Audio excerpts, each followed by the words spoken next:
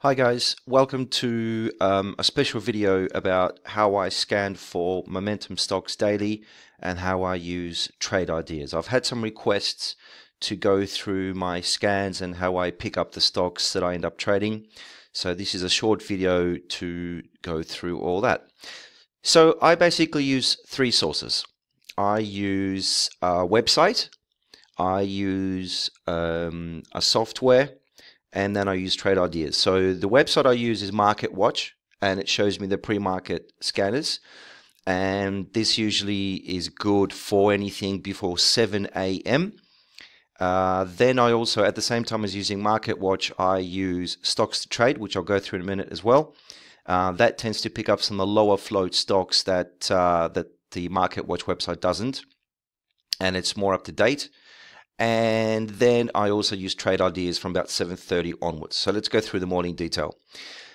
So this is the website I use, the stockmarketwatch.com/market/pre-market/stay.aspx. So if you just refresh that, this is what I focus on. So you scroll down from the top to about halfway down the page.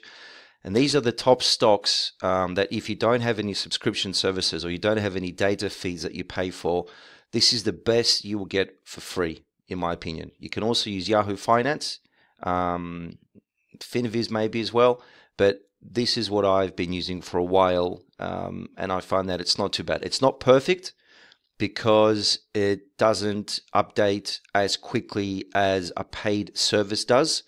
So I haven't actually figured out how often updates. I mean, maybe it'll be somewhere in the FAQs or in the terms and conditions, but I use this purely as a quick glance as to what's happening in the markets before 7 o'clock in the morning. So I may be able to spot some early gainers right here, and then I move on to StocksToTrade, and then I move on to trade ideas. So this is what I look for. I look for the highest percent gainers. And I also look at the price and I look at the volume. So I am interested in stocks that have, anything over say 5% upwards, or even 4 at this stage. Because remember, it's still only, what time is it now? It's only 6:46 a.m. So, even a really fast moving stock like yesterday, APHB, which went actually crazy, it had 150% short squeeze. That won't appear here because that only happened after the market opened. So this video is about what I do pre-market, but I will also include how I use trade ideas, which is brilliant, and I would recommend everyone to have a look at trade ideas. I will have a 15% discount offer on my blog. So if you are looking for a really, really good platform to give you some great trading ideas, trade ideas is key. But anyway, back to this. So I am focusing on anything, say, over anything over even 4% is fine with me. The price, I look at stocks mostly from $2 to about 12 at the most. I don't focus on anything that's a large cap, simply because, so for example, this APA, Apache Corporation. I mean, first of all, I wouldn't trade this at all because it's got one share sold. But the point is, the pricing of larger cap stocks means that they have a higher float. A float basically means, in simple terms, how many shares are there for us traders to trade. So what it does is it takes all the outstanding shares. So let's say there's 100 million shares that the company has offered to the market. It then subtracts the shares that maybe insiders have. So let's say that 30% of shares are held by, the company CEO and CFO and the directors, and as part of, say, a 401k plan for the employees. So let's say that 30% of the 100 million is held inside the company. So we can't trade that. That's not tradable. And then what you're left with pretty much is 70 million shares. So that's the float. I mean, it's a little bit more complicated than that, but that is in essence how it works. So anything that's high float, which I would consider to be 30 million shares plus, that basically means that it needs a lot of volume for it to have wild, volatile swings. If you have a low float stock, like say 4 million, 10 million, 1 million, 3 million, that means that there's not a lot of shares on offer. And as soon as there's a bit of demand that starts creeping in, people start buying. And as they buy, because there's only a limited amount of shares, the price keeps going up because you want to get in, you got to pay that little bit higher. You want to get in, you got to pay that little bit higher. And that escalates, and that causes the price to increase very quickly in a low float stock. And that's what I look at. That's momentum trading, day trading. So I wouldn't look at stocks that are $50 because they usually would have a really high float, which means that they move very, very slowly. And I'm not interested in those types of stocks simply because I don't invest. I day trade. So I go in for a position from a few seconds to a few minutes, maybe an hour or so. So I would look also on this chart. So let me just refresh this. So on this list, I would look at this morning, I would say, okay, top percent gainer, Zafgen, probably a biopharmaceutical, but I'll check that in a second. Price is fine. It's in the range.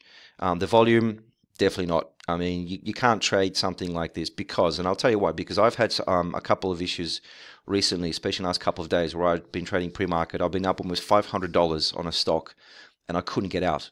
I couldn't get out because there weren't enough shares. There weren't enough people interested in buying and selling the shares, so that there was a very small amount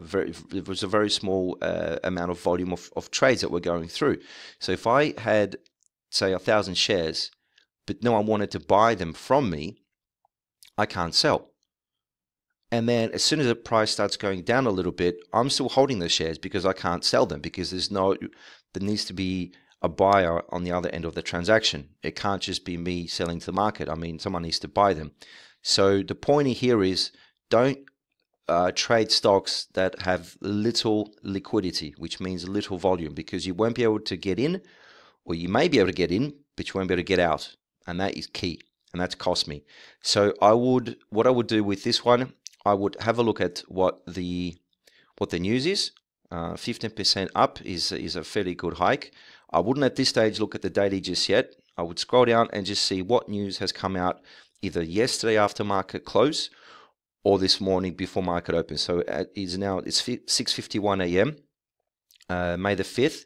So this didn't come out today. It came out yesterday, which was the 4th of May, and it came after market close. The market closes at 4 p.m. Eastern Standard Time. So this came out 5 minutes after the market closed, as did this.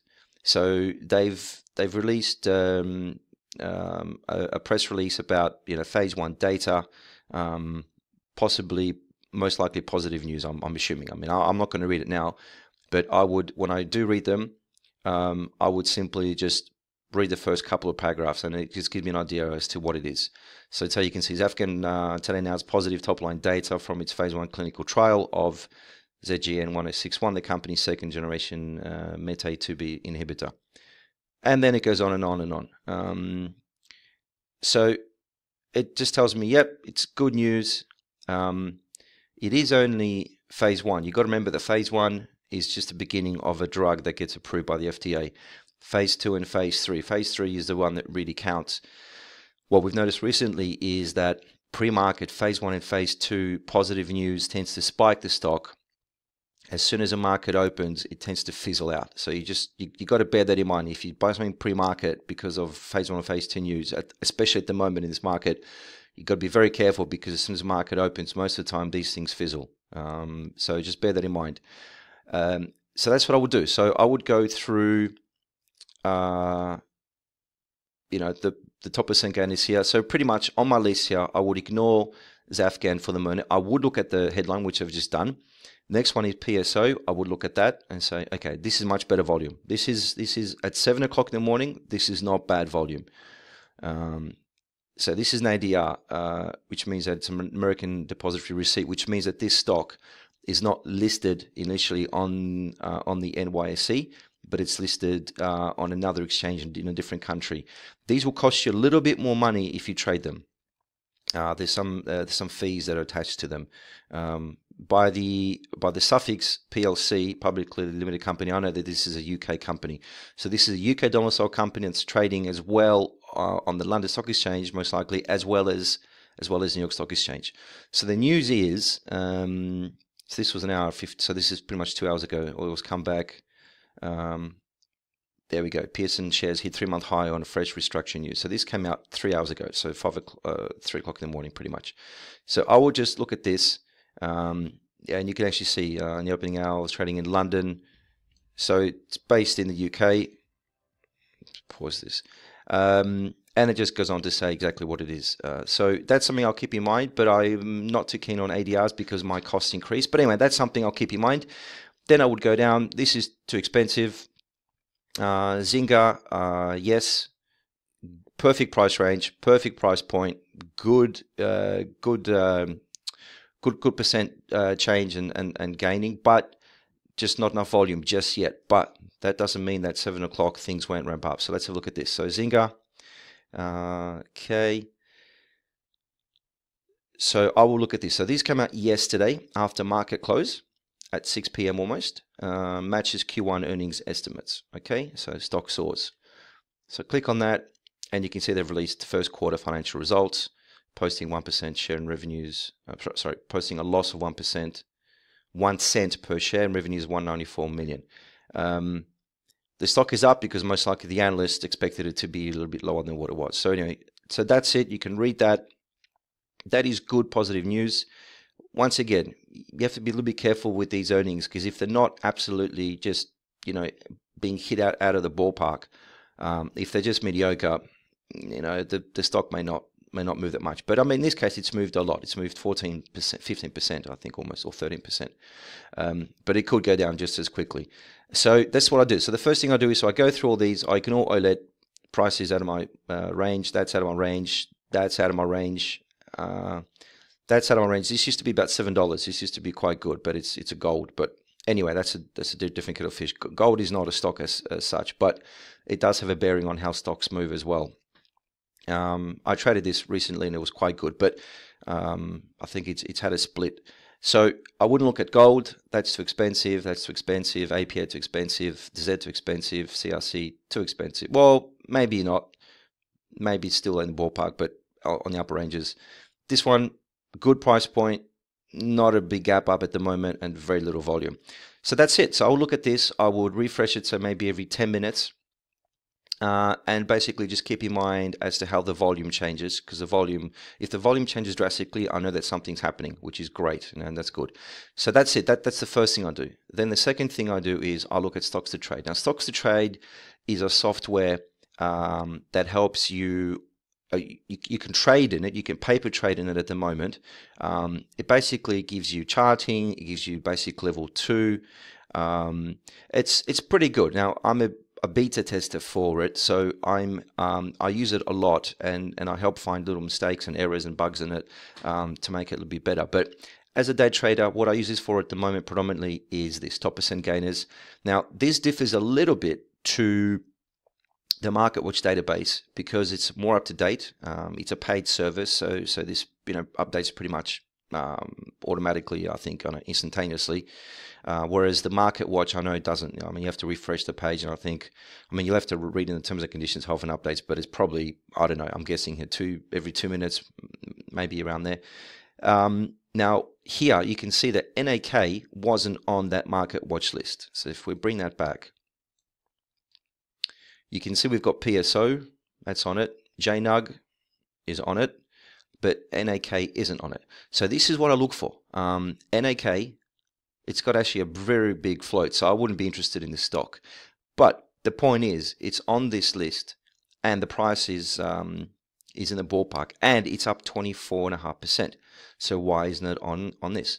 So this is why I use both of these. I don't just use MarketWatch as the website itself, and I don't just use StocksToTrade. I use both in conjunction with each other to spot the differences. And NAK, if I look at NAK, which is NAK down here, Northern Dynasty Minerals. So let's see what's happened here. So this came out yesterday after market close, 6:34 p.m. So entered into partnership. Northern Dynasty Minerals announces as wholly owned subsidiary. Blah, blah, blah, in US and the PFL joint motion. Okay, all right. Okay, so it's a legal dispute. Okay, so it could be positive, it could be negative. What you need to remember, and what's key, is that it doesn't matter what you think of the news. The market doesn't give a toss whether you think it's good news or bad news. What you need to focus on is